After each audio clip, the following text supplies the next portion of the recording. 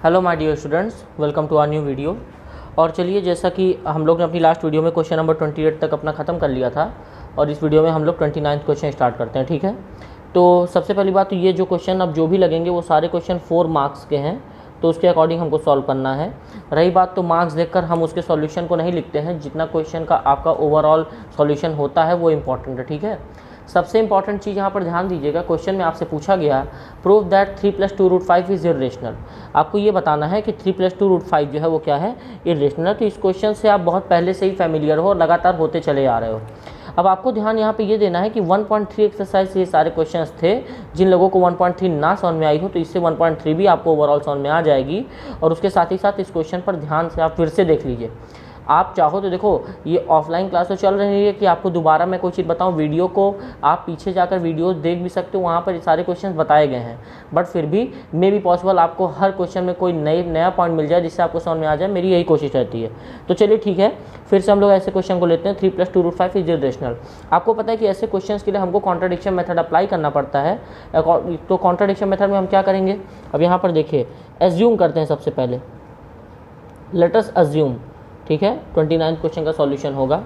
Let us assume that 3 + 2√5 is rational, है ना। तो हम ये अप्लाई करेंगे, यहाँ पर ये लिखेंगे कि 3 + 2√5 क्या है, वो रेशनल नंबर है। अब आगे ध्यान दीजिएगा, हर बार हम लोग कुछ ना कुछ इंटीजर लेते हैं इसको प्रूव करने के लिए। भाई रेशनल है तो रेशनल ऑब्वियस सी बात है p/q के फॉर्म में होगा, तो हम यहाँ पर लेंगे ना, इंटीजर लेंगे। सो देयर एग्जिस्ट लिख सकते हो, जो बार बार लिख रहे हैं हम लोग, या फिर कई जगह पर ऐसा भी लिखा होता है, so that we can find integers. कोई भी इंटीजर ले लो, a b c d आप जो मानो, ठीक है, इंटीजर्स a एंड b। अच्छा, b की कंडीशन क्या होती है कि b should not be equal to 0। I think इतने बार मैं बता चुका हूँ, अब तक तो याद हो गया होगा, है ना। फिलहाल मैथ्स याद करने वाली चीज़ नहीं, बट कुछ चीज़ें आपको मेमोराइज करनी ही होती हैं अगर क्वेश्चन की लैंग्वेज परफेक्टली लिखनी है। अब यहाँ से क्या लिखेंगे हम लोग, सच दैट, हमें क्या मिलेगा, अब a और b वहाँ पर इंटीजर्स हैं और इसको रेशनल फॉर्म में रिप्रेजेंट करना है, तो क्या लिखेंगे, 3 + 2√5 इज इक्वल्स टू a/b। इतना क्लियर हुआ आपको, ठीक है। चलिए, अब यहाँ के बाद अब हम इसको अपने अकॉर्डिंग रीअरेंज करेंगे, ठीक है। नाउ रीअरेंजिंग द टर्म्स, ठीक है, इन टर्म्स को रीअरेंज करते हैं। रीअरेंजिंग द टर्म्स क्या हो जाएगा ये, अब आप देख रहे हो तो 3 यहाँ पर है, 3 को इधर भेजा जा सकता है, 2√5 अकेला हो जाएगा, a/b -3, 3 प्लस में था माइनस में हो गया। ऐसे क्वेश्चन बताए जा चुके हैं पहले, बट कोई बात नहीं। चलिए देखिए, 2√5 इज इक्वल्स टू, एलसीएम ले लो, यहाँ पर नहीं है, b 1 ज़ा b, तो यहाँ पर a हो गया -1b × b हो गया, तो यहाँ पर हो गया 3b, ठीक है। आगे क्या लिख सकते हैं, और ध्यान दीजिए, 2√5 से मल्टीप्लाई में है, 2 को इधर भेज दो भाई, √5 को अकेला करना है हमें, है ना। तो √5 is equals to a -3b, 2 यहाँ मल्टीप्लाई में था, इधर आकर डिवाइड में हो जाएगा, तो यहाँ क्या हो जाएगा, 2 b के साथ मल्टीप्लाई हो जाएगा 2b, ठीक है। नाउ इक्वेशन बिकम्स, कुछ ऐसी बन जाएगी, क्या, √5 इज इक्वल्स टू a के साथ 2b को डिफ़र कर लो और 3b के साथ 2b को डिफ़र कर लो, ठीक है। As we know a and b are integers, यहाँ से आपको भाई पहले से ही पता है और बी इंटीजर। अच्छा, एक चीज़ मेंशन करना, देखो फिर से मैं भूल गया, यहाँ पर आपको बता देना है, so that we can find integers a and b such that, यहाँ पर मेंशन कर देना a and b are coprimes, ये हर बार मेंशन कर दो, ठीक है। a एंड b क्या है, को प्राइम्स है। अच्छा चलिए, तो हमने यहाँ पर क्या लिखा है, as we know a and b are integers, यहाँ तक रिप्रेजेंट किया, और a एंड b इंटीजर। अच्छा, अगर इंटीजर हैं और इस p/q के फॉर्म में, मतलब रेशनल है ना, as we know a and b are integers, hence equation shows that, equation क्या दिखाना चाह रही है, equation shows that √5 is rational, ठीक है, √5 is rational, equation तो ये दिखाना चाह रही है। बट क्या गलत हो रहा है, क्या √5 रेशनल होता है, √5 तो इर्रेशनल होता है। रेशनल तो होता है, लेकिन ये इक्वेशन अपॉन में है ऐसा, तो रेशनल का मतलब क्या होता है, कोई भी भाई डिजिट अगर पी बाई क्यू के फॉर्म में हो तो ये रेशनल होता है। तो देखो होल अपॉन के फॉर्म में आ रही है, न्यूमरेटर डिनोमिनेटर के फॉर्म में। तो इक्वेशन तो यही दिखाना चाह रही है कि रूट 5 क्या है, वो रेशनल है। तो क्या सच में रूट 5 रेशनल होता है? नहीं। सो बट इट कॉन्ट्राडिक्ट्स, ये क्या कॉन्ट्राडिक्ट कर रहा है? Contradicts the fact that root 5 is irrational, है ना। इससे फैक्ट कॉन्ट्राडिक्ट होता है कि रूट 5 क्या है, इर्रेशनल है। भाई हमको तो आज तक यही बताया गया है ना, टीचर्स ने हमें यही बताया, हमने भी पढ़ा भी अपनी बुक्स में यही है कि रूट 5 क्या है, इर्रेशनल है। बट ये तो इरेशनल प्रूफ करने पे लगा है। तो ऐसी गलती क्यों हुई हमसे? ठीक है, ऐसी गलती क्यों हुई? This contradiction occurred because of our wrong assumption, because of our wrong assumption। ठीक है, क्योंकि हमने assumption wrong किया था। यहाँ पर क्या हमारा assumption wrong है? because of our wrong assumption। ध्यान दीजिएगा, assumption क्या wrong था? that 3 plus 2 root 5, that 3 plus 2 root 5 is rational. हमने यही गलती कर दी थी, क्योंकि भाई रियलिटी में तो हमें पता है कि रूट 5 इर्रेशनल है, और इर्रेशनल नंबर के साथ कोई भी रेशनल अगर मल्टीप्लाई होता है तो वो भी इर्रेशनल हो जाता है, और उसके साथ कोई भी रेशनल नंबर अगर ऐड और सब्ट्रैक्ट होता है तो भी वो इर्रेशनल हो जाता है। तो किसी भी इर्रेशनल नंबर के साथ अगर रेशनल मल्टीप्लाई हो या ऐड या सब्ट्रैक्ट हो, वो ओवरऑल क्या बन जाता है? इर्रेशनल ही बन जाता है। लेकिन हमने कॉन्ट्रडिक्शन मेथड की वजह से सबसे पहले यहाँ पर इसको हमने रेशनल मान लिया था, और वो एट लास्ट आकर वही अजम्पशन रॉन्ग हो जाता है। क्या हमने लिखा? This contradiction occurred because of our wrong assumption 3 plus 2 root 5 is rational. क्या ओवरऑल लिखेंगे? Hence it is proved that, क्या प्रूव होता है कि 3 plus 2 root 5 इज, भाई अगर रेशनल नहीं तो क्या है? इर्रेशनल है ना। अगर रेशनल नहीं तो वो क्या है? इर्रेशनल है। आई होप स्टूडेंट्स आप लोगों के क्वेश्चन क्लियर हुआ होगा। ठीक है, तो चलिए अपने अगले क्वेश्चन की तरफ बढ़ते हैं हम लोग। Question number 30। इतना तो हो गया। ए पार्ट कहता है find the maximum number of parallel rows of each class for the seating arrangement. इसमें करना क्या है? हमें यहाँ पर क्वेश्चन में बोला गया कि find the maximum number of parallel रोज। सबसे पहली बात तो इन रोज का मैक्सिमम नंबर बताओ जिसके लिए सीटिंग अरेंजमेंट की जरूरत है, मतलब लगभग इन रोज में कितनी रो हमें लगवानी पड़ेंगी। भाई स्कूल अरेंजमेंट करने जा रहा है, स्कूल में एग्जाम होने जा रहा है, तो उसके एक दिन पहले सारी अरेंजमेंट्स होती हैं, आपने देखा ही है ना। तो उसके लिए हमें पता करना है कि कितनी अरेंजमेंट यहाँ पर कितनी रोज की करनी पड़ेंगी। अच्छा, तो सबसे पहले हम देख लेते हैं कि एक रो में कितना बच्चा बैठेगा, एक रो में कितने स्टूडेंट सबसे पहले बैठेंगे। तो क्लास 10th में है स्टूडेंट्स 104 और क्लास 9th में है स्टूडेंट 96। ठीक है, अगर देखें तो इक्वल अगर बच्चे हमें हर रो में बैठाने हैं, सबसे पहली बात कि अगर हर रो में हमें इक्वल बच्चा बैठाना है तो कितने बच्चे बैठें, तो ऐसा कौन सा नंबर है जो मतलब इन दोनों का फैक्टर हो। तो 104 और 96 का चलो प्राइम फैक्टराइजेशन मेथड से ही देख लेते हैं। 96 से डिवाइड करो 104 को, दोनों में से जो आपको सही लगे। ठीक है, चलो प्राइम फैक्टराइजेशन मेथड से देख लेते हैं। इसके बहाने आपको ये भी एक बार दोबारा से रिमाइंड हो जाएगा। 2 से डिवाइड किया, ये आ गया 52। अब तक तो सब लोग तेजी से करने लग गए होंगे। 2 से डिवाइड किया आ गया 26, 2 से डिवाइड किया आ गया 13, फिर 13 1 जा 13। तो 104 के जो प्राइम फैक्टर्स आए वो आए क्या? 2 की पावर देखो 2 कितने बार यहाँ पे 3 बार, तो 2 raised to the power 3, और यहाँ पर 13 कितने बार है? 1 बार। ठीक है, 104 के साथ ही साथ 96 का भी हम लोग ले लेते हैं प्राइम फैक्टर। 2 से डिवाइड किया यहाँ पर आ गया 48, फिर 2 से डिवाइड करेंगे यहाँ पर आ जाएगा 24, फिर 2 से डिवाइड किया यहाँ पर आ गया 12, फिर 2 से डिवाइड किया यहाँ पे आ गया 6, फिर 2 से डिवाइड किया यहाँ पे आ गया 3, और फिर 3 1 जा 3। 2 की पावर कितनी है? 1 2 3 4 5। ठीक है, तो 96 equals to 2 raised to the power 5, और साथ ही साथ यहाँ पर क्या हो जाएगा? 3 raised to the power 1। समझ में आ रही मेरी बात? SCF में हम करते क्या हैं? SCF में आपको पता है कि हम उस लीस्ट पावर को देखते हैं कि जो दोनों में कॉमन हो। तो यहाँ पर देखो, इसके देखो 13 यहाँ है लेकिन यहाँ नहीं, 3 यहाँ है लेकिन यहाँ नहीं, तो 2 पर ही ध्यान जाएगा। अब 2 की सबसे कम वाली पावर जो दोनों में कॉमन, भाई यहाँ पर 2 की पावर 5 है, तो यहाँ पर 2 की पावर 5 तो है नहीं है, लेकिन यहाँ पर 2 की पावर 3 है, तो यहाँ पर भी 2 की पावर 3 जरूर होगी। भाई यहाँ ज़्यादा है यहाँ कम है, तो इसमें से 2 की पावर 3 तो निकाला जा सकता है।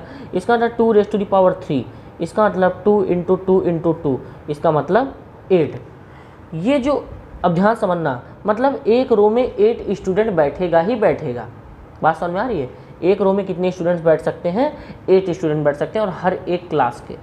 अच्छा, तो चलो इसके अकॉर्डिंग शायद अब हमारे पहले पार्ट का आंसर हमें इससे मिल जाए। ठीक है, पहला पार्ट क्या कह रहा है? ए, देखो, find the maximum number of parallel rows. हमें इस रोज के बारे में बताना है, each class for the seating arrangement. तो देखो बहुत आसान है, ये तो हमने निकाल लिया कि 8 स्टूडेंट हर रो में बैठेंगे। तो देखो अब यहाँ पर देखो, स्टूडेंट्स ऑफ क्लास 10th कितने हैं? 104।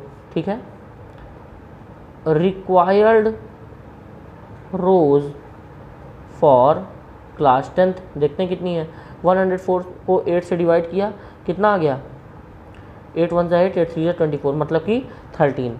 उसी तरह देखते हैं आगे का, स्टूडेंट्स ऑफ क्लास 9th। भाई क्लास 9th में कितने हैं? 96। तो रिक्वायर्ड रोज़ कितनी ज़रूरत है, कितनी रोज़ लग जाएंगे इनको बैठाने में? भाई ऐसे कितनी रोज़ लगेंगे इनको बैठाने में?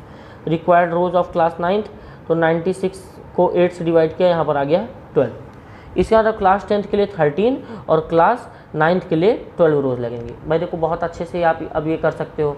देखो पहली रो में 10th को बैठाओ, दूसरे में 9th को, तीसरी में 10th को, चौथे में 9th को, पहला और देखो 13 भी क्या है? ऑड नंबर ही है, तो फर्स्ट और 13th जो होगा वो 10th का हो जाएगा, बाकी बीच में जो 12 होंगे वो 9th के हो जाएंगे। तो ओवरऑल 13 रोज़ चाहिए 10th के लिए और 12 रोज़ चाहिए 9th के लिए। तो मतलब total number of rows is equal to 13। यहाँ पर टोटल देखो, रिक्वायर्ड टोटल नंबर मतलब कितनी रोज़ लगानी, भाई स्कूल वालों को जानना है ना, तो अब हम आप बता देंगे स्कूल वालों को। 13 + 12 कितना हो गया? तो 25। तो भाई इनको बता दो कि भैया 25 रोज़ लगा लीजिए, तो आपके यहाँ के सारे बच्चे बड़े आराम से बैठ जाएंगे। भाई 25 रो होंगी, 8 बच्चे हर रो में बैठेंगे। इनको यही तो इन्होंने हमें क्या बताया कि हमको कुछ ऐसा अरेंजमेंट बताओ कि हर रो में अलग अलग क्लास के हों, इसमें 10th का तो इसमें 9th का। तो हम उसी तरह कर रहे हैं, पहला 10th होगा, दूसरा 9th, तीसरा 10th, चौथा 9th, पाँचवा 10th, छठा 9th, ऐसे करते करते 13वां 10th होगा। ठीक है, आई होप आपको इतना क्लियर हो गया होगा। हो गया ना? ओके, चलिए वेरी गुड। चलो अब यहाँ पर हम लोग बी पार्ट की तरफ बढ़ते हैं। ठीक है, ध्यान दो। अब बी पार्ट में देखो, जहाँ पे ना समझ में कमेंट में जरूर बता देना, यहाँ पूछ लेना। ठीक है, बी पार्ट क्या कह रहा है? Also find the number of students of class 9th and also of class 10th in a रो। तो बस सीधी सी बात, ये तो हम लोग पहले ही निकाल चुके हैं। ठीक है, आप यहाँ पर डायरेक्टली क्या लिखोगे? Number of students of class 9th in a row is equal to 8। ठीक है, और उसी तरह number of students of class 10th in a row कितना हो गया? 8। तो दोनों में 8 ही होंगे, है ना? 8 उसका भी 8 इसका भी, भाई दोनों का कॉमन फैक्टर 8 ही आया था। चलिए अब सी पार्ट देख लेते हैं। सी पार्ट क्या कहना चाह रहा है?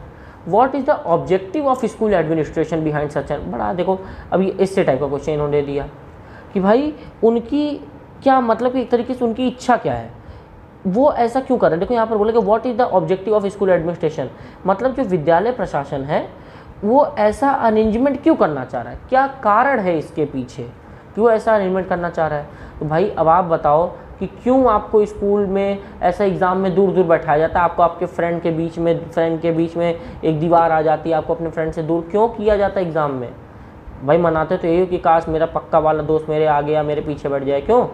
कोशिश तो यही होती है और ट्राई भी करते हो, लेकिन हो नहीं पाता, है ना। भाई स्कूल अरेंजमेंट है, तो स्कूल ऐसा क्यों करता है? स्कूल ऐसा इसलिए करता है because you will be able to give an fair examination, ठीक है, without any cheating, so that you cannot copy the another student। सीधी सी बात, आप किसी और स्टूडेंट की कॉपी ना कर सको, नकल ना कर सको बिना चीटिंग के, एकदम साफ सफाई और ढंग से, मतलब बाय द रूल्स आपके एग्ज़ाम कंडक्ट हो सके। ठीक है, ये आप अपने अकॉर्डिंग अपने वर्ड्स में इसको लिख लोगे। ठीक है, यहाँ पर आप अपने अकॉर्डिंग अपने वर्ड्स में इसमें सी वाला पार्ट लिख लोगे। ठीक है, मेरे ख्याल से तो कोई प्रॉब्लम नहीं होनी चाहिए। हो जाएगा कि नहीं हो जाएगा? अगर यहाँ पर लिखने की बात आएगी तो आप आसानी से ये चीज़ इसमें लिख सकते हो। क्या लिखोगे?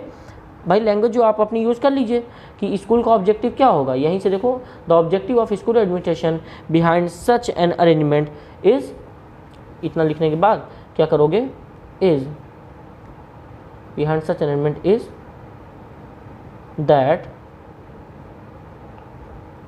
Exams should be fair. ठीक है, exam should be fair and clear लिख सकते हो, क्लीन लिख सकते हो, जो आपका मन हो। ठीक है, एग्जाम शुड बी फेयर। अच्छा, फिर उसके बाद और क्या लिख सकते हो, so that no student can take help from any other student. ठीक है, ताकि कोई भी बच्चा अपने दोस्त से या किसी और मतलब स्टूडेंट से किसी प्रकार की कोई मदद ना ले सके। भाई आप अपनी लैंग्वेज यहाँ पर यूज़ करो। यहाँ पर ऑब्जेक्टिव पूछा गया कि स्कूल प्रशासन का क्या, यहाँ पर उनकी मुख्य क्या कारण है। ठीक है, तो आई होप आप लोगों के क्वेश्चन समझ में आ गया होगा स्टूडेंट्स। चलिए अपने 31st क्वेश्चन की तरफ बढ़ते हैं। चलिए अब 31st क्वेश्चन पर ध्यान दें। सो दूधनाथ हैज़ 2 वेसल्स। सबसे पहली बात तो बड़ा फ़नी सा नेम है, और मेरी जानकारी में एक लोग थे जिनका नाम दूधनाथ था, तो मे बी पॉसिबल कि कभी वो वीडियो देखेंगे तो उन्हें बड़ा अच्छा लगेगा सुनकर। ठीक है, तो चलिए फिलहाल हम लोग आगे बढ़ते हैं। Dudhnath has 2 vessels containing 720 ml and 405 ml of milk respectively. नाम पे कम ध्यान देते हुए क्वेश्चन पे ध्यान दो। ठीक है, सो दूधनाथ जी के पास 2 वेसल्स थे, 2 बर्तन थे, एक 720 ml का, एक 405 ml का। ठीक है, milk from these containers is polled into glasses of equal capacity. In container से दूध को इक्वल अमाउंट के, मतलब इक्वल साइज के ग्लासेस में दूध गिराया जाता है। ठीक है, हर एक ग्लास में दूध को पोर करना है। बात समझ में आ रही है। टू देयर ब्रिम, मतलब ऊपर तक, एकदम ग्लास है तो ग्लास के बिल्कुल ऊपरी हिस्से तक, उसके ब्रिम।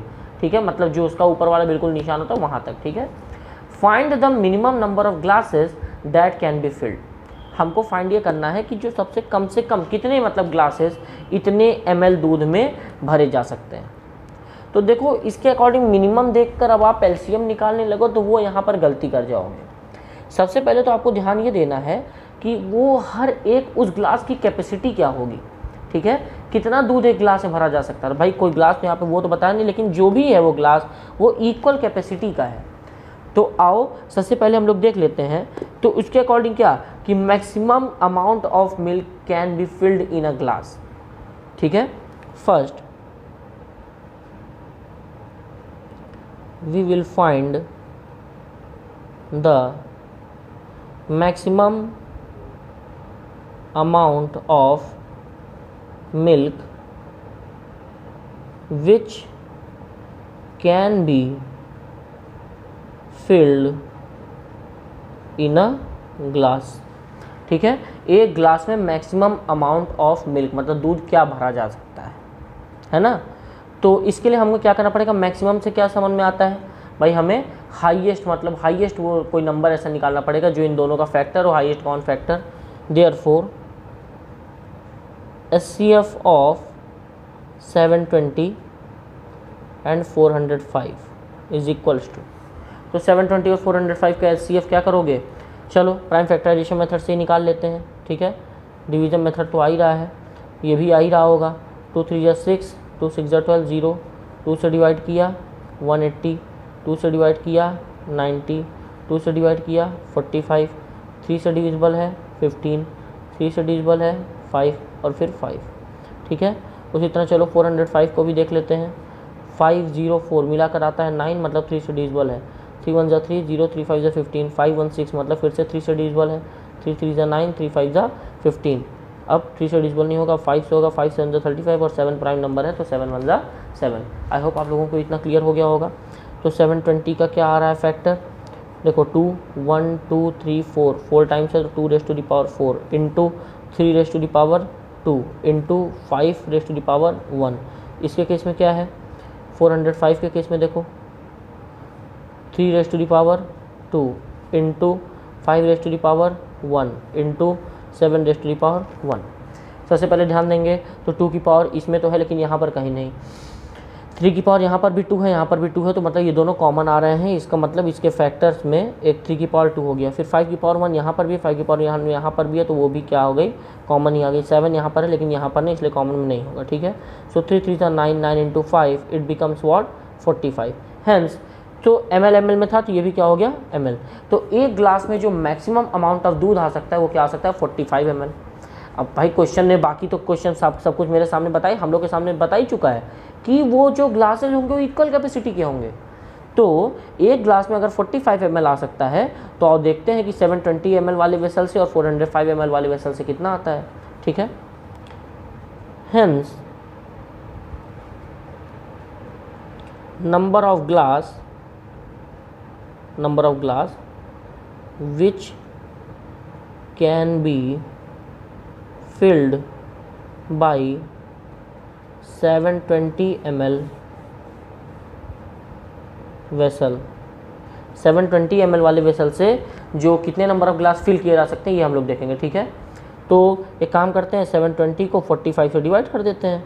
45 डिवाइड करोगे भाई यहाँ क्या आ जाएगा, 5 9 जा 45, 5 से यहाँ पर किया तो 5 1 जा 5, 5 4 जा 20 एंड 5 4 जा 29 से आई थिंक ये डिवाइड होना चाहिए 9। अब 9 1 जा 9, 9 6 जा 54, मतलब आंसर आता है क्या 16। तो इस वाले वेसल से तो 16 ग्लास। ठीक है, 720 ml वाले वेसल से। और वहीं अगले वाले से number of glass which can be filled by 405 ml vessel is equal to, वो कितना हो जाएगा, तो 405 डिवाइडेड बाई 9, 9 से डिवाइड किया, 9 1 जा 9, 9 4 जा 36, 4 कैरी गया, 9 5 जा, सॉरी एक मिनट, 9 से डिवाइड किया तो सॉरी 9 कहा, 9 से नहीं करेंगे, वेरी सॉरी, कितना आया टोटल 45 आया ना, वेरी सॉरी 45 से करेंगे। सो 5 9 जा 45, 5 से इसको किया तो 5 8 जा 40 और 1, फिर 9 1 जा 9, 9 9 जा 81, ओवरऑल क्या आता है 9 आता है। ठीक है, सो 9 ग्लास, यहाँ पर 16 ग्लास हो गया, ये 9 ग्लास हो गया, मतलब 720 ml वाले बर्तन से 16 ग्लास और 405 ml वाले बर्तन से 9 ग्लास भरे जा सकते हैं। ठीक है, so total number of glasses which can be filled from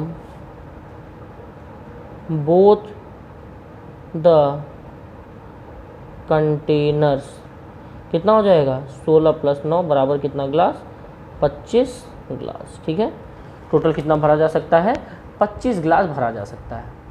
so I hope आप लोगों को ये क्वेश्चन क्लियर हो गया होगा। सो जो 25 ग्लासेस हैं वो मिनिमम, क्वेश्चन के अकॉर्डिंग जो मिनिमम नंबर ऑफ ग्लास पूछा था वो कितने हो जाएंगे 25। चलिए अपने अगले क्वेश्चन नंबर 32 की तरफ बढ़ते हैं। चलिए स्टूडेंट्स अब ध्यान दीजिए।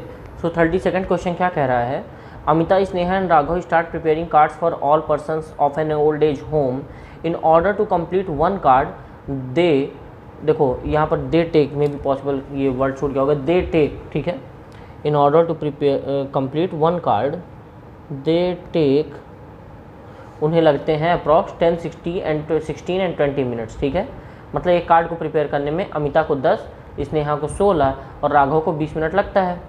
If all of them start together, अगर वो एक साथ कार्ड बनाना स्टार्ट करें, after what time will they start preparing a new card together, कितने देर बाद वो दोबारा से मतलब एक साथ एक कार्ड पर आ जाएंगे। एक कार्ड पर नहीं, ओवरऑल मान लो कि एक अमिता ने एक कार्ड बनाया। ठीक है, अमिता को बनाने में लगते हैं 10 मिनट, स्नेहा ने बनाया, स्नेहा को लगे 16 मिनट, राघव ने बनाया, राघव को लगे 20 मिनट। जब तक 20 मिनट लगेंगे तब तक अमिता का दूसरा कार्ड शुरू हो जाएगा, है ना। और फिर इसी तरह करते करते कब वो तीनों के तीनों एक नया कार्ड एक साथ स्टार्ट करेंगे, कितने देर बाद। ये तो कुछ उसी तरह का क्वेश्चन हो गया जैसे अलार्म क्लॉक वाला या इंटरवल वाली घड़ी का, है ना। तो ऐसे क्वेश्चंस में हम क्या करते थे, सीधी सी बात है कि कोई भी एक ऐसा नंबर ढूंढना है जो इन तीनों का मल्टीपल हो, है कि नहीं। तो इन तीनों के मल्टीपल के लिए हमें लीस्ट कॉमन मल्टीपल मतलब एलसीएम फाइंड करना है। ठीक है, यहाँ पर डायरेक्टली क्या करेंगे, let's find the LCM of 10 16 and 20। ठीक है, सो 10 16 और 20 का एलसीएम फाइंड कर लो, एक साथ ही फाइंड कर लो इस तरह 10 16 और 20 का। ठीक है, चलिए 2 से डिवाइड किया, 2 5 जा 10, 2 8 जा 16 एंड 2 10 जा 20, फिर 2 से कर लो 5, 2 4 ज़ा 8, 2 5 ज़ा 10, फिर 2 से कर लो 5 2 5, फिर 2 से कर लो 5 1 5, और फिर 5 से कर लो 1 1 और 1। सो यहाँ पर क्या हो गया, पावर देखो ओवरऑल भाई एक साथ ही निकला है तो सबको मल्टीप्लाई कर लेते हैं। 2 2 ज़ा 4, 2 ज़ा 8, 2 ज़ा 16, 5 ज़ा 80। तो एलसीएम इसका कितना आया 80। ये सारे मिनट्स में थे, ये भी क्या हो जाएगा मिनट में। तो इसका मतलब आफ्टर 80 मिनट, ठीक है। क्वेश्चन का यहाँ पर ओवरऑल आप यहाँ पर इसको क्वेश्चन में इतनी कोटेशन लिख दोगे, after 80 minute they will start preparing a new card, ठीक है। 80 मिनट के बाद वो नया कार्ड बनाना शुरू कर देंगे। सो आई होप आप लोगों को ये क्वेश्चन क्लियर हो गया होगा। चलिए अपने 33rd क्वेश्चन की तरफ बढ़ते हैं। तो देखिए स्टूडेंट्स, अब आप लोगों के सामने ये क्वेश्चन आ गया है, find the HCF of number 13 overall 1,34,791, 6,341 and 6,339 by Euclid division algorithm. 2015 का क्वेश्चन है और आपको बाय यूक्लिड डिवीजन इसका एचसीएफ फाइंड करना है। तो कोई बहुत बड़ी बात तो है नहीं, बस हम करते क्या है इसमें, सबसे पहले सबसे बड़े वाले और उससे छोटे वाले को ले लेते हैं, फिर सबसे छोटे वाले को ले लेते हैं ना, ठीक है। तो ओवरऑल यहाँ पर आप लिखोगे as we know 134791 is greater than 6341, ठीक है। पहले इन दो डिजिट्स को ले लेते हैं, A equal to B Q plus R के फॉर्मेट में रखते हैं, है ना। और आपको पता है कि उसके लिए हमको एक किनारे मतलब रफ साइड में लॉन्ग डिवीजन मेथड करना होता है। तो 6341 से हम लोग लॉन्ग डिवीजन मेथड अप्लाई करते हैं, ठीक है। 6341 डिवाइड करेगा 134791 को, ठीक है। तो अप्रॉक्स आप मल्टीप्लाई करोगे, इसको कर लेना, ठीक है। तो अप्रॉक्स आप मल्टीप्लाई करोगे 21 टाइम्स में ये मल्टीप्लाई, ठीक है, ये इसको डिवाइड करेगा 21 टाइम्स में, और 21 से मल्टीप्लाई करते हैं 21 1 ज़ा 21 के अप्रॉक्स आप करना इसको, तो ये आंसर आता है 13316। भाई देखो मुझे भी टाइम रिड्यूस करना है, ठीक है। तो उस चीज़ को आप जब कर सकते हो तो उसको आप कर लीजिएगा, ठीक है, उसको आपको ट्राई करना है। समझ में आ रही मेरी बात। तो इसको हम लोग देखते हैं अब आगे। माइनस करने पे 1 - 1 0, 9 - 6 3, 7 - 1 6, 4 - 3 1 एंड 3 0, और ये कैंसिल आउट। 1630 यहाँ पर बचता है। 1630 से हमें 6341 को डिवाइड करना है। अच्छा एक चीज़ ध्यान दीजिएगा, तो ये हम लोग डिवीज़न फॉर्मेट तो करेंगे ही, डिवीज़न फॉर्मेट ये हमारा रफ में करना है, ठीक है। बाकी चीज़ें आप ये A equal to B Q plus R के फॉर्मेट में, जो आपका यूक्लिड डिवीजन एल्गोरिदम है उसमें आप इसको रखते जाओ। A equal to B Q plus R का मतलब क्या होता है कि जो डिविडेंड है वो ए होता है, तो ए की जगह हम अपना डिविडेंड मतलब 134791 को पुटअप करेंगे, और उसके बाद जो डिवीज़र है हमारा 6341 ये मल्टीप्लाई होगा हमारे क्वेश्चन से विच इज़ 21 एंड रिमाइंडर आपका क्या है 1630 है, ठीक है। ये आपकी इसकी पहली इक्वेशन बन जाती है। अब आपको पता है एज यूजुअल जो पिछला डिवीज़र होता है वो अगली बार का डिविडेंड बन जाता है। वो आपके सामने प्रूफ है, देखो पिछला डिवीज़र इस बार का डिविडेंड हो गया, और जो रिमाइंडर होता है पिछला वो इस बार का डिवीज़र हो जाता है, मतलब वो उसकी जगह ले लेगा। अब आगे क्वेश्चन हम लोग आगे फाइंड आउट करते हैं। तो 16 4 = 64 आपको पता है होता है, तो हम लोग को 3 टाइम में हम लोग इसको डिवाइड करेंगे, ठीक है। 3 0 = 0, 3 3 = 9, 3 6 = 18 8, 1 carry, 3 1 = 3 and it will be 4। 1 - 0 0, 14 - 9 it will be 5, यहाँ पर 2 होगा, 12 - 8 क्या हो गया 4 हो गया, और 5 - 4 यहाँ पे 1 आ गया, ठीक है। 1451 से 6। अब देखो इसमें कितने क्वेश्चन को हमने क्या मल्टीप्लाई किया 3 मल्टीप्लाई किया, और रिमाइंडर हमारा बचता है 1451। आपको पता है कि 1630 पिछला डिवीज़र था, इस बार का वो डिविडेंड बन जाएगा, जो पिछला रिमाइंडर था वो इस बार का डिवीज़र बन जाएगा, ठीक है।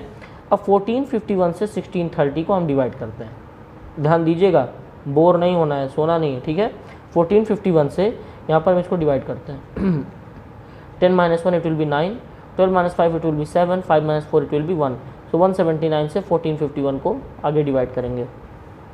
1451 में क्या मल्टीप्लाई किया 1 मल्टीप्लाई किया, और कितना रिमाइंडर आया हमारा 179। अब आपको पता है कि 1451 अगला डिविडेंड हो जाएगा, और उसके बाद, ठीक है, उसके बाद जो हमारा पिछला रिमाइंडर था वो इस बार का डिवीज़र हो जाएगा। 179 से अब डिवाइड करेंगे, I think it will be 17 17 7 ज़ा 17 8 ज़ा, yes it will be approx 8 times I think, may be try करते हैं 8 टाइम ट्राई करते हैं। 8 9 ज़ा 72, 7 कैरी, 8 7 ज़ा 56, इट विल बी 63 का 3, 6 कैरी, 8 1 ज़ा 6 एंड 14, हाँ ठीक 14 32। इसको माइनस किया हम लोग ने, अप्रॉक्स आई थिंक 19 आएगा ना, 14 51 माइनस, हाँ तो 179 इंटू 8 किया, रिमाइंडर हमारा क्या बचता है 19, ठीक है। 19 से आपको पता है पिछला डिवीज़र डिवाइड होगा, है ना। तो अब यहाँ पर क्या लिखेंगे, जो हमारा पिछला डिवीज़र था इस बार का डिविडेंड हो जाएगा, जो रिमाइंडर था इस बार का डिवीज़र हो जाएगा। 19 से 179 को डिवाइड करेंगे, सो 19 से कितने बार में डिवाइड होगा ये 19 9 ज़ा आई थिंक इट इज़ 171 ना, 19 9 ज़ा 171, सो रिमाइंडर विल बी 8, ठीक है ध्यान देना। सो 19 से कितना मल्टीप्लाई किया 9 और रिमाइंडर हमारा क्या बचता है 8। अब जो पिछला डिवीज़र था वो इस बार का डिविडेंड हो जाएगा और जो रिमाइंडर है वो इस बार का डिवीज़र हो जाएगा। तो 8 से 19 को डिवाइड करेंगे, इट विल बी 8 2 ज़ा 16, यहाँ पर 3 कैरी आ गया, ठीक है। 8 इंटू 2 प्लस 3, इस बार फिर ये डिविडेंड हो जाएगा, जो रिमाइंडर था वो डिवीज़र हो जाएगा। और डिवीज़र में क्या मल्टीप्लाई किया जाए 8 को डिवाइड करने के लिए, 3 2 ज़ा 6 और यहाँ पर बचता है 2, सो 3 2 ज़ा 6 प्लस 2, अब ये 3 यहाँ पर आ जाएगा, 2 रिमाइंडर है 2 यहाँ पर आ जाएगा। और आपको पता है क्या डिवाइड करेगा ये 2 3 को जब डिवाइड करेगा 2 1 ज़ा 2, ठीक है 2 1 ज़ा 2, रिमाइंडर बचता है 1। अब बस 2 आपका यहाँ पर इस बार डिविडेंड हो जाएगा और 2 को डिवाइड कौन करेगा इस बार का रिमाइंडर, सो 1 2 ज़ा 2 और रिमाइंडर क्या आ गया 0।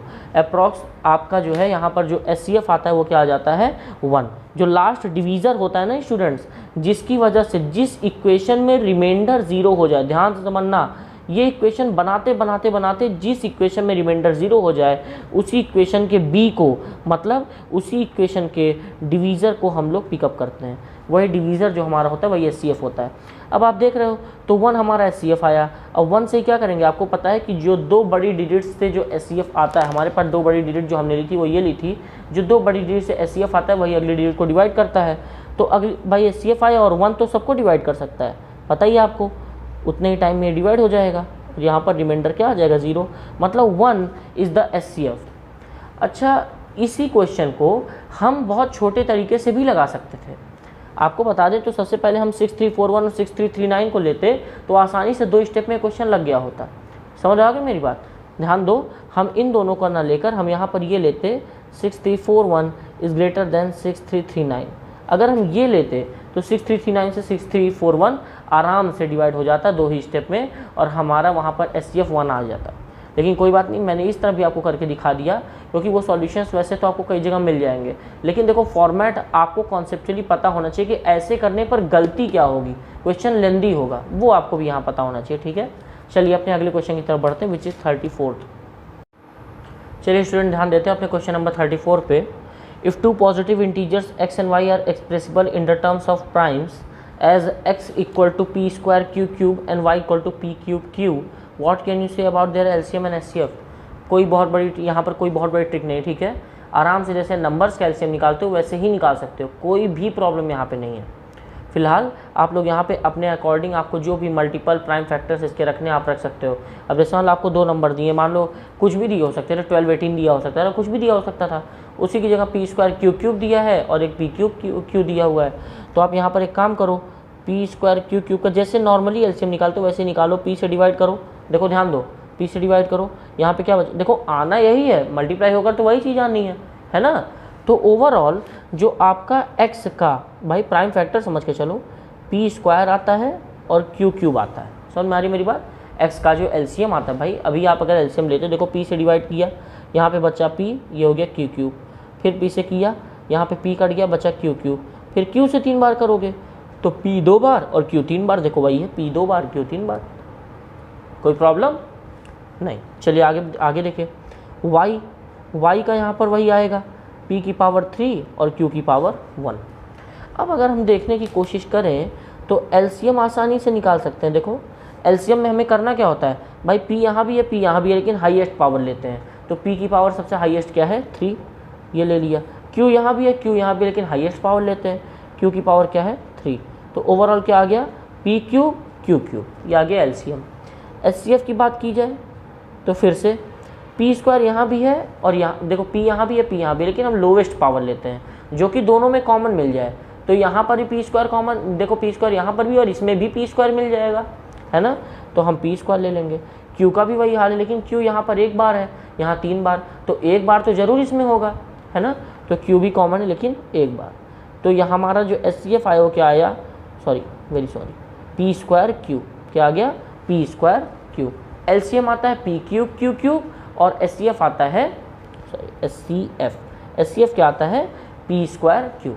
तो आई होप आप लोगों को LCM और HCF तो इसका क्लियर हो गया होगा, जो फैक्टर्स मैं समझाता चला आया हूँ। अच्छा, क्वेश्चन बाद में क्या कहता है, what can you see about their LCM and HCF, ये तो हो गया। Is LCM a multiple of HCF, क्या LCM जो होता है वो HCF का मल्टीपल होता है? तो ये पहले ही आपको बताया जा चुका है। आपको याद होगा जहाँ पर एक हम लोग को पावर्स में क्वेश्चन जहाँ पर लगाना था, जहाँ पे सिर्फ HCF और LCM दिया हुआ था जिस क्वेश्चन में, और वहाँ पर हम लोगों को चेक करना था कि क्या कोई 2 नंबर ऐसे हो सकते हैं जिनका HCF और LCM ये हो। हमें ऐसा क्वेश्चन लगाने को मिला था, मैंने वहाँ पर आपको एग्जाम्पल दिया था, ठीक है। तो सबसे पहले is LCM a multiple of HCF, तो सबसे पहले आप आंसर क्या लिखोगे जानते हो, यस LCM इज मल्टीपल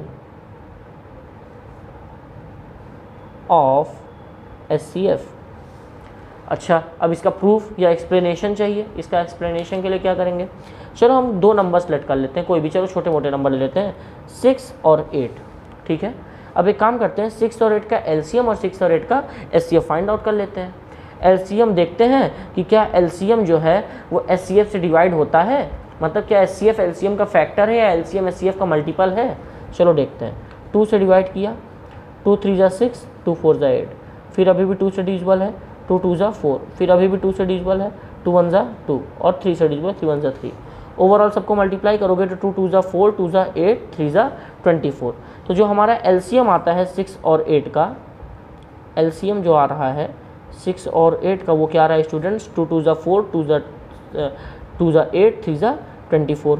वहीं HCF फाइंड आउट करने की कोशिश करें तो 6 से 8 को डिवाइड करेंगे, है ना, सो 6 1 जा 6, 2 बचा, और 2 से 6 टोटली डिवाइड हो जाएगा, 2 3 जा 6, यहाँ पर कैंसिल आउट। LCM आता है 24 और HCF आता है हमारा 6 और 8 का क्या, 2। अच्छा, अब ये बताओ क्या 2 24 को डिवाइड नहीं कर सकता?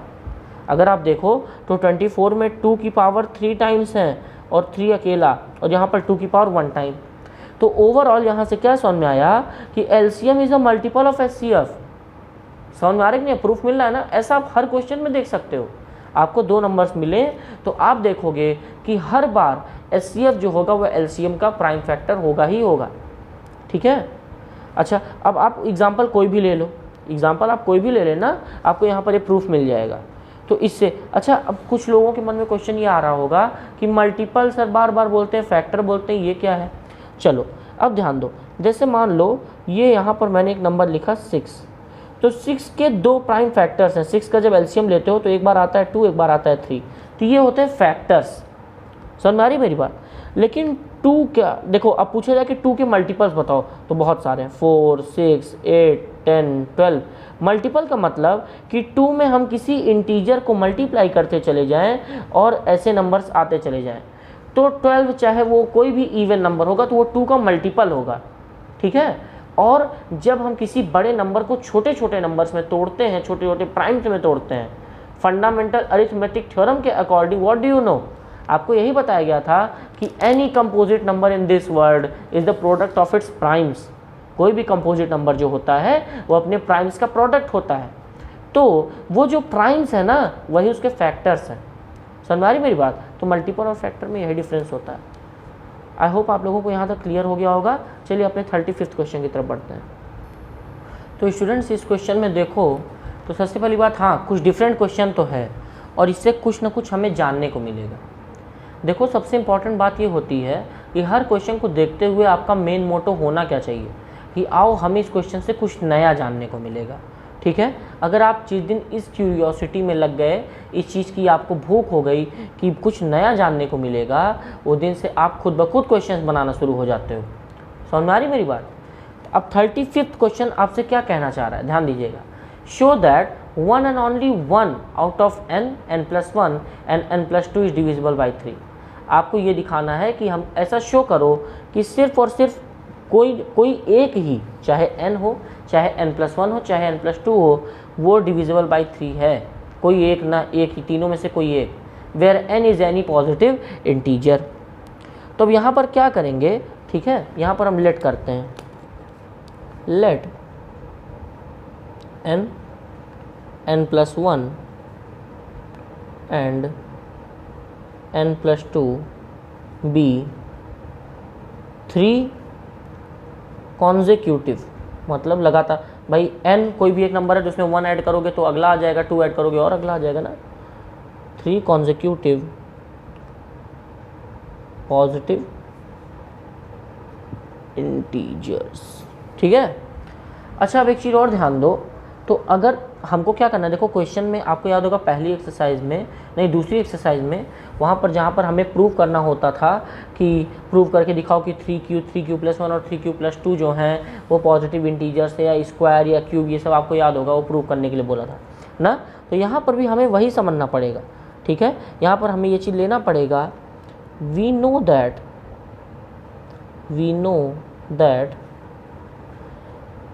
n, ध्यान दीजिएगा, we know that n is of the form, n किस फॉर्म का है, 3q+1 and 3q+2।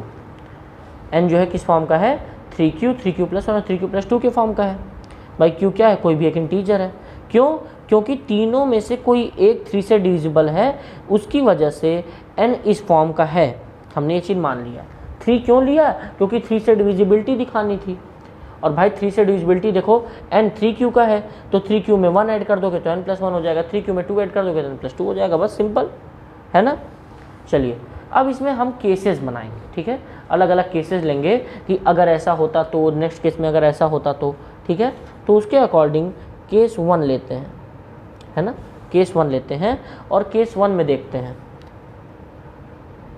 when n equal to 3q, case में लेते हैं कि जब n क्या होता, 3q होता। समझ में आ रही मेरी बात, n जो है अगर 3q होता तो क्या होता। अब इसकी जगह आपको समझना है कि n, ध्यान समझो कि भाई n पूरा, अगर इसको आप 3 से डिवाइड कर दोगे, टोटली डिवाइड आराम से हो जाएगा ना। भाई देखो 3 के मल्टीपल में है q, तो 3 तो यहाँ अगर अपॉन 3 कर दिया, 3 तो टोटली कैंसिल्ड आउट हो जाएगा, आराम से हो जाएगा।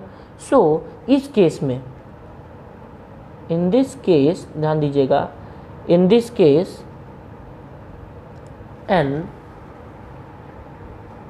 इज डिविजिबल बाई 3, ठीक है। इस केस में n आसानी से डिविजिबल है, लेकिन क्या n+1 और n+2 होंगे? बिल्कुल नहीं होंगे। अगर n 3q है तो n+1 और n+2 डिविजिबल कैसे हो सकते हैं? भाई 3q के पास 1 हो गया, तो 3q में 1 ऐड करने से तो कभी, भाई अगर मान लो q की जगह 1 होता, q की जगह 1 होता, 3q का मतलब 3 हो जाता, और 3+1 4, क्या 4 3 से डिविजिबल है? 3+2 5, क्या 5 3 से डिविजिबल है? नहीं। अगर 3q डिविजिबल है तो ऑब्वियस सी बात है 3q+1 और 3q+2 नहीं होंगे। So in this case n is divisible by 3, but n+1 and n+2 are not divisible, ठीक है। n+1 और n+2 नहीं होंगे डिविजिबल 3 से, समझ में आ रही है मेरी बात, आर नॉट डिविजिबल बाई 3। अब केस 2 लेते हैं, अगला केस देखते हैं।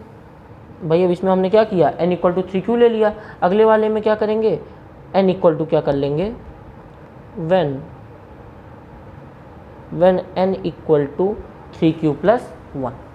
समझ में आ रही मेरी बात, n को क्या मान लेते हैं, n को हम लोग 3q+1 मान लेते हैं। तब देखते हैं क्वेश्चन क्या कहना चाहता है, हमको सॉल्यूशन में क्या मिल रहा है वो देखेंगे यहाँ पे। तो n इक्वल टू 3q+1 मान लिया हमने। अब इसके अकॉर्डिंग अगर देखा जाए, अगर देखो अब इसमें क्या चेंजेस किए जाएँ, देखो n इक्वल टू 3q+1 है, मतलब 3 से डिविजिबल तो होगा नहीं। अगर n+1 रखें तो 3q+1, भाई n 3q+1 है तो n की जगह 3q+1 और फिर एक और +1। बात ध्यान से समझो, अगर n यहाँ पर ध्यान से समझिएगा, अगर n 3q+1 लेते हैं तो यहाँ पर n की जगह 3q+1 रख कर देखो, 3q+1 यहाँ हो जाएगा +1, तो मतलब ये मिलकर क्या बन रहा है, 3q प्लस 2। भाई ये भी 3 से डिविजिबल नहीं हो सकता क्योंकि यहाँ पर 2 है और ये इसमें से 3 कॉमन तो निकल नहीं रहा। n प्लस 2 ले ले तो यहाँ पर हो जाएगा n की जगह 3q, n की जगह क्या हो जाएगा 3q प्लस 1 n की जगह, और प्लस और अलग से क्या है यहाँ पर 2 है, तो ओवरऑल मिलकर क्या बन गया 3q प्लस 3। अगर हम देखें तो इसमें से 3 कॉमन भी ले सकते हैं, देखो तो यहाँ पर ब्रैकेट में क्या आ जाएगा q प्लस 1 आ जाएगा। इसका मतलब कि अगर n 3q प्लस 1 है तो आसानी से n प्लस 2 मतलब 3q प्लस जो 3q प्लस 1 प्लस 2 है मतलब 3q प्लस 3 है वो आसानी से डिविजिबल होगा। समझ में आ रही मेरी बात। सो यहाँ पर लिखेंगे in this case n plus 2 is divisible by 3 but भाई n प्लस 2 तो डिविजिबल है 3 से, but n and n plus 1 ये दोनों n and n plus 1 are not divisible by 3। समझ में आ रही मेरी बात। n और n प्लस 1 डिविजिबल बाई 3 नहीं होंगे। चलो केस 3 ले लेते हैं। देखो होगा यही कि 3 में से कोई एक ही डिविजिबल होगा। एक बार n इक्वल टू 3q ले लिया, एक बार n equal to 3q plus 1 ले लिया, तो इस बार क्या करेंगे students n equal to 3q plus 2 ले लेंगे। n equal to 3q plus 2 लेने के बाद क्या आपको लगता है कि n equal to 3q plus 2 कहीं से 3 से डिविजिबल दिख रहा है? नहीं। n प्लस 1 लेकर देखते हैं तो n की जगह तो वैसे ही 3q प्लस 2 ले रखा है, प्लस 1 कर देते हैं, ये क्या हो जाता है 3q प्लस 3 हो जाता है। ये आसानी से दिख रहा है कि पिछली बार भी डिविजिबल था और अब की भी डिविजिबल होगा। चलो n प्लस 2 भी चेक कर लें क्योंकि कोई एक ही डिविजिबल होना चाहिए। तो n की जगह वैसे ही 3q प्लस 3q प्लस 2 ले रखा है, अब की बार प्लस 2 कर दिया, ये क्या हो गया 3q प्लस 4। तो भाई देखो यहाँ से 3 तो कॉमन हो जाएगा, यहाँ से 3 कॉमन नहीं हो पाएगा, यहाँ से 3 आसानी से कॉमन हो सकता है और ब्रैकेट में बचेगा q प्लस 1। इसका मतलब अब इस बार क्या लिखोगे इन दिस केस ध्यान दीजिएगा, इस केस में n plus 1 is divisible by 3 but n and n plus 2 are not divisible by 3। समझ में आ रही मेरी बात। सो भाई आप तीनों केस में आपने देखा कि कोई एक ही डिविजिबल था। अब एट लास्ट क्या लिखोगे हेंस, बात समझ में आ रही है। अब देखो क्वेश्चन में क्या बोला था, hence it is shown that 1 and only 1 out of 3 मतलब इन तीनों में से n n plus 1 n plus 2 में से कोई एक ही 1 and only 1 out of 3 is divisible by 3। समझ में आ रही मेरी बात। तो आप लोगों को आई होप क्लियर हो गया होगा। 3 केसेस आपको इस तरह करने थे, ठीक है। देखो ये क्वेश्चन थोड़ा सा अलग था बट मैंने पूरी कोशिश की आपको इस क्वेश्चन को ईजी से ईजी बनाने की, ठीक है। आई होप आप लोगों के क्वेश्चन क्लियर हो गया होगा। चलिए अपने अगले क्वेश्चन इधर बढ़ते हैं विच इज़ 36। तो चलिए स्टूडेंट ध्यान देते हैं। अब हमारा जो क्वेश्चन नंबर 36 है, क्वेश्चन नंबर 36 ये क्या कहना चाह रहा है, find the LCM and HCF of 306 and 657 and verify that LCM into HCF is equals to product of the two numbers. तो सबसे पहले हम लोग क्या करेंगे इस क्वेश्चन में एलसीएम और एचसीएफ फाइंड कर लेते हैं, ठीक है। क्या फाइंड कर लेते हैं एलसीएम और एचसीएफ। तो चलो प्राइम फैक्टराइजेशन मेथड से ही फाइंड कर लिया जाए। तो 306 के क्या क्या प्राइम फैक्टर्स आएंगे, 6 यहाँ पर लास्ट है मतलब 2 से डिविजिबल है। सो 2 1 ज़ा 2, 2 5 ज़ा 10 एंड 2 3 ज़ा 6। अब देखो ये 2 से डिविजिबल तो है नहीं क्योंकि यहाँ पर 3 आ गया, लेकिन सम करके देखते हैं 5 1 6 एंड 3 9 मतलब 3 से डिविजिबल है। 3 5 ज़ा 15, 3 1 ज़ा 3, 5 1 6 मतलब अभी भी 3 से डिविजिबल है। 3 1 ज़ा 3, 3 7 ज़ा 21, 17 आपको पता है प्राइम नंबर है, सो 17 is divisible by itself. 657 try करते हैं स्टूडेंट, चलिए इसके प्राइम फैक्टर निकालते हैं। 7 5 12, 12 6 18 मतलब 3 से डिविजिबल है। 3 2 ज़ा 6, 3 1 ज़ा 3, 3 9 ज़ा 27, 3 से फिर से डिविजिबल होगा। देखो मैं यहाँ पर जो जल्दी बोल देता हूँ कोई खास चीज़ नहीं होती है, बस यहाँ पर मैं 3 से डिविजिबिलिटी के लिए चेक करता हूँ। सभी डिजिट्स को ऐड कर लो, 7 5 12, 12 और 6 18, सब के सब भाई ऐड होने के बाद 18 आते हैं और आपको पता है 18 किससे डिविजिबल होता है, 3 से, तो मतलब ये पूरी डिजिट 3 से डिविजिबल होगी। ये डिविजिबिलिटी टेस्ट है, ठीक है, डिविजिबिलिटी चेक करने का तरीका। अब देखो फिर से 3 से डिविजिबल है कि नहीं, तो हाँ 9 1 10 10 और 2 12 12 3 से डिविजिबल होता है, मतलब पूरी डिजिट 3 से डिविजिबल होगी। 3 7 21, 3 3 9, 7 और 3 10, ये 3 से डिविजिबल नहीं होता। और I think 73 is also prime number, ठीक है, 7 3 10, तो 73 क्या होगा, 73 भी 73 से डिवाइड हो जाएगा, ठीक है, हाँ 73 प्राइम नंबर ही होता है। चलो अब आगे देखते हैं हम लोग। तो यहाँ पर हम लोग देखेंगे तो हमको जो एलसीएम फाइंड आउट होगा वो क्या होगा, एलसीएम। तो हमने देखा कि यहाँ पर जो 2 की पावर हमें एलसीएम के लिए मिल रही, सॉरी सबसे पहले तो फैक्टर्स लिख लेते हैं। 306 के क्या क्या फैक्टर आ रहे हैं, 2 raised to the power 1 into 3 raised to the power 2 into 17, ठीक है। वहीं 657 के क्या क्या फैक्टर्स आ रहे हैं, 3 raised to the power 2 into 73 raised to the power 1, ठीक है। चलिए आगे देखते हैं। अब इसका फाइंड करेंगे हम लोग। अब एलसीएम में क्या दिख रहा है, देखो अब एलसीएम में आपको पता है कि सबसे हाईएस्ट पावर, देखो यहाँ पर 2 है और यहाँ पर 2 कहीं नहीं, तो क्या करेंगे, सबसे पहले 2 ले लेते हैं। यहाँ पर 3 है और यहाँ पर भी 3 है और दोनों में पावर हाईएस्ट क्या है 2, तो 2 ले लेते हैं। फिर आगे कौन सी डिजिट है, 17, यहाँ पर 17 नहीं है तो यहाँ पर 17 की पावर 1 ही ले लेते हैं। और फिर यहाँ पर है 73, तो 73 ले लेते हैं, ठीक है। तो ये आपका क्या हो जाएगा, ये आपका एलसीएम हो जाएगा। एलसीएम मल्टीप्लाई करोगे 2 इंटू 3 3 9 इंटू 17 इंटू 73, ये मल्टीप्लाई कर लोगे आपका एलसीएम आ जाएगा। एचसीएफ फाइंड आउट करने की कोशिश करते हैं हम लोग यहीं से, तो देखते हैं कॉमन क्या आ रहा है। यहाँ पर 2, यहाँ पर 2 नहीं है, यहाँ पर 3 3 raised to the power 2, यहाँ पर 3 raised to the power 2, यहाँ पर भी है। 17 यहाँ भी, यहाँ है लेकिन यहाँ नहीं। 73 यहाँ पर है लेकिन यहाँ नहीं, तो कॉमन क्या आया, 3 raised to the power 2। HCF क्या आ रहा है, 3 raised to the power 2, मतलब कितना आया 9।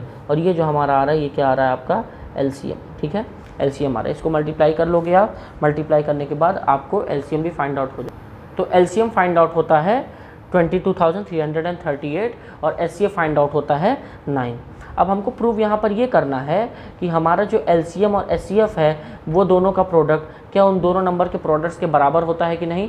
चलिए आइए चेक करते हैं। सबसे पहले हम लोग जो फॉर्मूला है उसको लिख लेंगे यहाँ पर, sorry, LCM into HCF is equals to, दोनों डिजिट्स क्या हैं 657 इंटू 306, ठीक है, इंटू 306। एलसीएम क्या हमारा आ रहा है स्टूडेंट्स 22338 इंटू एचसीएफ क्या आ रहा है 9, और इधर 657 इंटू 306। ओके, तो चलिए ध्यान दीजिए। अच्छा अब देखो तो 9 से हम क्या को डिवाइड कर सकते हैं। देखो हमको ओवरऑल करना क्या है, एलएचएस इक्वल टू आरएचएस करना है और क्या है ना। तो 9 से अगर हम डिवाइड करने की कोशिश करें या फिर आप दोनों साइड मल्टीप्लाई कर लो तो भी कोई प्रॉब्लम नहीं है, और चाहो तो यहाँ पे आसानी से दोनों साइड डिवाइड करके देख लो। चलो मल्टीप्लाई कर लेते हैं, क्या यहाँ पर गंदगी की जाए इसमें, ठीक है। मल्टीप्लाई करो, 9 8 72, 7 carry, 9 3 27 27 and 7 34 4 3 carry, 9 3 27 and 3 30 30 0 3 carry, 9 2 18 18 and 3 21 2 carry, 9 2 18 and 2 20। सो इधर का ये आता है, ठीक है। इधर मल्टीप्लाई करेंगे 657 इंटू 306, 657 इंटू 306 हम अगर मल्टीप्लाई करेंगे तो हमारा, तो इधर भी जब हम स्टूडेंट्स मल्टीप्लाई करते हैं तो हमारा इधर भी आंसर वही आ जाता है, ठीक है। तो यहाँ से प्रूव हो जाता है LHS इक्वल टू RHS, और इससे जो क्वेश्चन में हमारा जो फॉर्मूला था LCM into HCF is equal to product of two numbers, इससे ये भी प्रूव हो जाता है। बहुत ही बेसिक सा क्वेश्चन था, ये हम लोग पहले कर चुके हैं, बट हाँ डिजिट्स थोड़ी सी चेंज थी और यहाँ पर 73 का आना थोड़ा सा चेंज था। तो ये आप ध्यान दीजिए कि आपको प्राइम नंबर्स पता ही होने चाहिए ये नंबर प्राइम है कि नहीं। अच्छा चलो मैं ये भी आपको एक तरीका बता देता हूँ प्राइम नंबर को चेक करने का। देखो सबसे पहली बात तो ध्यान दिया करो कि जैसे 73 एक प्राइम नंबर है कि नहीं, आप चेक कैसे करोगे, बात ध्यान समझना, चेक कैसे करोगे। जैसा सबसे पहले हम इसको 2 से डिवाइड करने के लिए चेक करते हैं तो 2 से डिवाइड हो नहीं रहा, 3 से डिवाइड करने को चेक करते हैं तो 7 और 3 10 होता है तो वो हो नहीं रहा। 3 के बाद अगले प्राइम नंबर 5 से चेक करेंगे, 5 से यहाँ पर 0 और 5 तो है नहीं तो 5 से डिवाइड होगा नहीं। फिर आगे 7 से ट्राई करते हैं तो 7 की टेबल में 73 आता नहीं, ठीक है। फिर आगे 9 10 से मान लो ट्राई करना नहीं, 11 से ट्राई करते हैं तो 11 7 से 77 होता है, 13 से ट्राई करते हैं वो होगा नहीं, ठीक है। अब ओवरऑल यहाँ पर हम कहाँ तक ट्राई करेंगे, अब ये क्वेश्चन आता है कि कहाँ तक हम ट्राई करें। तो देखो ट्राई आप 9 से ऊपर, 9 के आपको देखा जाए तो 7 से ऊपर नहीं करना चाहिए। देखो आप उसी नंबर तक जाओ जिसका स्क्वायर इसको क्रॉस ना कर देता हो, ठीक है। 9 का स्क्वायर इसको क्रॉस कर देता है 81, और 9 प्राइम होता भी नहीं, मान लो 3 प्राइम होता है, ठीक है। तो हमारा जो लास्ट प्राइम था वो 7 था, और 7 7 से 49 होता है, उसके बाद 8 और 9 प्राइम होता नहीं। तो 7 से आगे ट्राई करना इसको हमारे लिए बेवकूफ़ी होगी, टाइम वेस्ट होगा, ठीक है। तो हमको उसी डिजिट से ट्राई करना चाहिए जिसका स्क्वायर इससे बड़ा ना हो जाए। तो 7 का स्क्वायर से ट्राई करना तक ठीक था, 7 7 से 49 होता है, लेकिन फिर 8 और 9 प्राइम होते नहीं, तो ऑब्वियस सी बात है कि आगे के स्क्वायर्स तो इससे बड़े हो जाएंगे। So your last digit was 7, ठीक है। तो आप 7 से चेक कर लो, 7 ही आपका मतलब ये देखो, इस तरह आप किसी भी प्राइम नंबर को चेक कर सकते हो। आई होप आपको ये क्लियर हो गया होगा। चलिए अपने अगले क्वेश्चन की तरफ बढ़ते हैं, and I think which will be the last question, not the last but not the, I think it will be second last, क्योंकि एक और क्वेश्चन मैंने एक्स्ट्रा उसमें ऐड ऑन किया था, उसको मैं अभी बताऊंगा। सो चलिए अपने 37 क्वेश्चन की तरफ बढ़ते हैं। अब अपने 37 क्वेश्चन को देखेंगे स्टूडेंट्स। आपको पता है ऐसे क्वेश्चन हम लोग पहले भी फेस कर चुके हैं, बट देखते हैं इसको और क्या इसमें कुछ चेंजेस हैं कि नहीं। Show that any positive integer is of the form 4q + 1 और 4q + 3 where q is positive integer, q is a positive integer. तो हमको ये देखना कि क्या कोई भी ऐसा पॉजिटिव ऑड इंटीजर है जो कि 4q + 1 और 4q + 3 के फॉर्म में आता है, ठीक है। तो चलिए इसके अकॉर्डिंग देखो, सबसे पहले तो यहाँ पर लेट कर लो, ठीक है, कि कोई भी एक पॉजिटिव इंटीजर, और आप देख रहे हो कि जो ये फॉर्मेट है वो BQ + R और BQ + R के फॉर्म में है, जिससे B की जगह 4Q है और R की जगह रिमाइंडर्स चेंज हो रहे हैं, है ना। तो R की तो आपको पता है प्रॉपर्टी क्या होती है। तो चलो क्वेश्चन को पहले स्टार्ट करते हैं।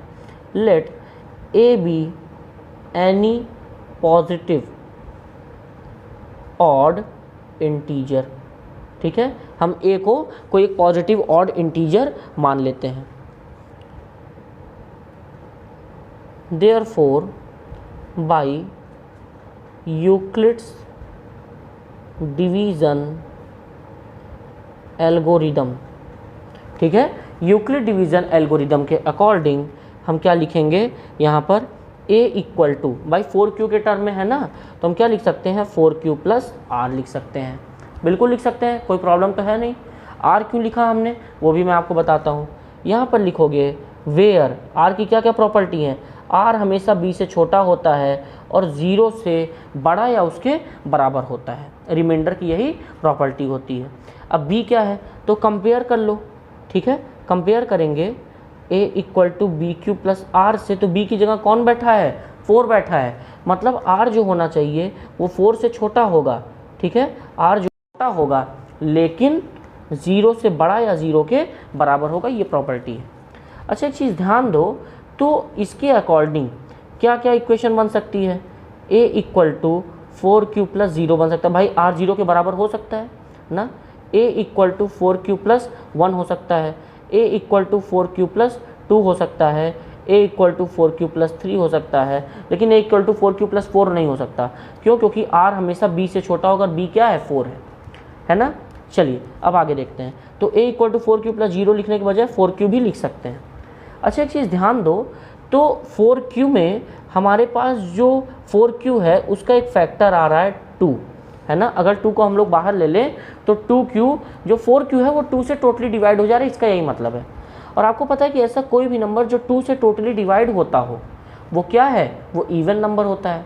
और हमें तलाश किसकी है, हमें तो पॉजिटिव ऑड इंटीजर की तलाश है, ये तो 2 से डिविजिबल है ना। 4Q + 1 पर ध्यान दें, तो 4Q + 1 में 4Q वाला पार्ट तो 2 से डिविजिबल है, इतना तो इवन हो गया, लेकिन +1 आपको पता है किसी भी इवन नंबर में +1 होने पर वो क्या हो जाता है, ऑड नंबर हो जाता है। तो हाँ, ये पॉसिबल है कि 4Q + 1 एक ऑड इंटीजर है।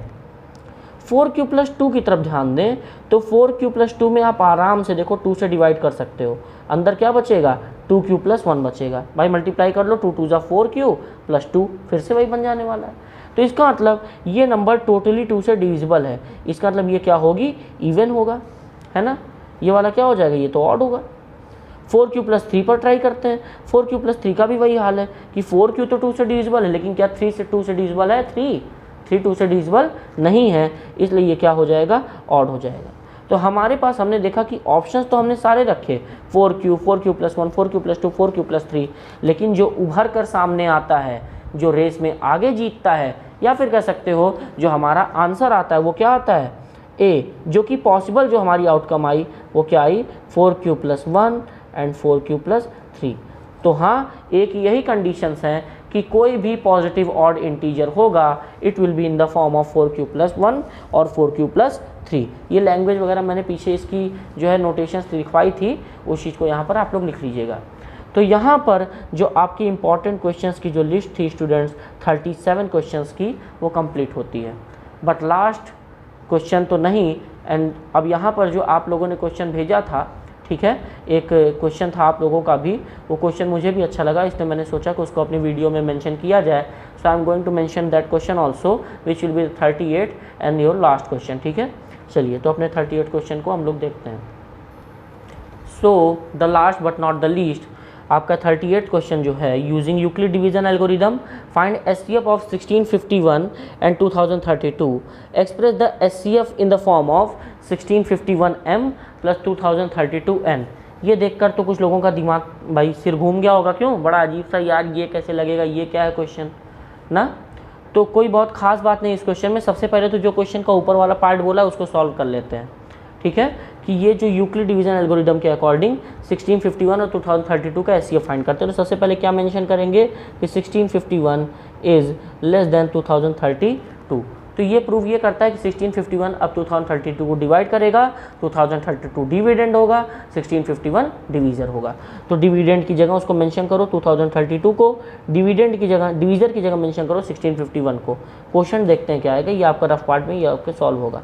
1651 डिवाइड करेगा 2032 को, आपको पता है 1 टाइम में ही होगा 1651, ठीक है। माइनस करेंगे 2 - 1, sorry it will be 1, 13 - 5 it will be 8 and 9 - 6 it will be 3। यहाँ पर आता है 381। 1651 में 1 मल्टीप्लाई किया प्लस रिमाइंडर हमारा बचता है 381। आपको पता है जो पिछला डिवीज़र था वो इस बार का डिविडेंड हो जाएगा, जो पिछला रिमाइंडर था वो इस बार का डिवीज़र हो जाएगा, ठीक है। 381 से 1651 को अब हम लोग डिवाइड करेंगे। 3 5 से 15, but I think it will be, ये आगे निकल जाएगा उससे, तो 4 टाइम ट्राई करते हैं, ठीक है, 4 टाइम में, हाँ 4 टाइम में हो जाना चाहिए। 4 1 = 4, 4 8 = 32 का 2 3 कैरी, 4 3 = 12 1 3 15। माइनस करेंगे 11 - 4 7, 4 - 2 2 and 6 - 5 1 and cancelled out here 127। सो 381 से मैंने 4 को मल्टीप्लाई किया जिसमें रिमाइंडर बचता है 127। अब 381 जो हमारा क्या है वो डिवीज़र है, वो इस बार का क्या बन जाएगा, डिविडेंड। जो रिमाइंडर है वो इस बार का बन जाएगा डिवीज़र। और चलो देखते हैं 127 में क्या मल्टीप्लाई करेंगे कि 381 आ जाएगा। 127 में 12 3 = 36 और आई थिंक 3 बार में ये टोटली कैंसिल आउट होना चाहिए। 3 7 = 21 का 1 2 कैरी, 3 2 = 6 प्लस 2 8, यस। और यहाँ पर ये टोटल खत्म हो जाता है 127 × 3 प्लस रिमाइंडर विल बी 0। तो मैंने आपको बताया था जो वो इक्वेशन हम पहले फाइंड आउट करते हैं, ध्यान देते हैं, जिसमें हमारा रिमाइंडर 0 हुआ हो, उस वाली इक्वेशन में हम डिवीज़र को देखते हैं। ये जो डिवीज़र है वही हमारा एचसीएफ है। एचसीएफ ऑफ 1651 एंड 2032 कितना आ रहा है, 127 आ रहा है। समझ आ रही मेरी बात? अच्छा, अब चलो आगे देखते हैं। तो हमको क्या करना था, इसके एचसीएफ को, मतलब 127 को हमें 1651m प्लस 2032n के फॉर्म में शो करना था, एक्सप्रेस करना था। क्या एक्सप्रेस कर सकते हैं, ध्यान दीजिएगा। अच्छा, साथ ही साथ m और n की वैल्यू फाइंड करनी है, तो वो क्या हो जाएंगे m और n की वैल्यूज, यहाँ पर क्या इंटीजर्स आते हैं, चलो वो भी देख लेते हैं। तो 1651 में से अगर हम 127 कॉमन ले लें तो अंदर क्या बचता है, चलो ध्यान दो, 1651 को 127 से डिवाइड कर लो। 1651 को 127 से डिवाइड करेंगे, हाँ, तो 127 से अप्रॉक्स हम करेंगे तो 13 टाइम्स में टोटली डिवाइड हो जाएगा। तो मतलब यहाँ पर कितना आता है, 13m। हमने इसमें से 127 बाहर कर दिया, अंदर बचता है 13m प्लस 2032 को करोगे तो 16, I think it will be 16, ये क्या हो जाएगा 16 टाइम, ठीक है, तो 16n हो जाएगा। आप मल्टीप्लाई करके चेक भी कर लेना, ठीक है। अब यहाँ से आप देखो तो 127 और 127 कैंसिल आउट हो जाता है और यहाँ पर क्या बचता है 1 = 13m प्लस 16n। अब आपको ओवरऑल m और n की ऐसी वैल्यू रखनी है जो इस इक्वेशन को सेटिस्फाई कर जाए, ठीक है। अब आपको देखो इतनी तो कैलकुलेशन भी आपकी होनी चाहिए सही, कि अप्रॉक्स हम क्या वैल्यू रखें कि यहाँ पर 1 आ जाए, मतलब LHS = RHS हो जाए। सो 13 और 16 में ऐसा कौन सा कॉमन नंबर है, तो 13 में अगर हम 5 का मल्टीप्लाई करें, ध्यान से समझना, 13 में 5 का मल्टीप्लाई करें और वहीं, क्योंकि देखो 13 5 = 65 होता है और 16 4 = 64 होता है, 65 - 64 हो जाए तो 1 आ सकता है। सो 13 5, अच्छा 16 में 4 तो करेंगे तो प्लस हो जाएगा ना, हम क्या करते हैं -4 कर देते हैं, ठीक है। सो 13 5 = 65 हो जाएगा और 16 - 4 -64 हो जाएगा, जिससे इधर भी क्या आ जाएगा 1। हेंस m की जगह 5 और n की जगह -4 रखने पर ये इक्वेशन भी सेटिस्फाई हो जाती है। तो आप इसको कुछ इस तरह रिप्रेजेंट कर सकते हो, कुछ इस तरह रिप्रेजेंट कर सकते हो, कुछ इस तरह रिप्रेजेंट कर सकते हो, और डायरेक्टली आपके यहाँ से m और n का आंसर आ जाता है। यहाँ पर हम लोगों ने अपने फर्स्ट चैप्टर की NCERT की exercise as well as most important questions of इस एक्सरसाइज के हम लोगों ने ख़त्म कर लिए हैं। और congratulations to all of you. और सब लोग जो है वीडियो ध्यान से देखिए, उसको सॉल्व करिए, ठीक है, और क्वेश्चंस भरपूर लगाओ जितने भी मिल सकते हैं। क्वेश्चंस पूछने हैं आपको, कमेंट में व्हाट्सएप ग्रुप है आपके पास, बहुत से तरीके क्वेश्चन पूछने के। तो आपको यहाँ पर करना ये है कि बस आप कंसंट्रेटली जो क्वेश्चन वीडियोस में दिए गए हैं कम से कम इसको लगा लो, ये इनफ है, ठीक है। इसके बाद भी मैं लगाने के लिए मना नहीं कर रहा हूँ, ठीक है। इसके बाद आपके पास और अगर मटेरियल मिलता है तो उसको भी आप सॉल्व करते चलिए, ठीक है। और साथ ही साथ अपना ध्यान भी रखिए, आप लोग अपनी हेल्थ का ख्याल रखिए। Till then goodbye, take care of your self.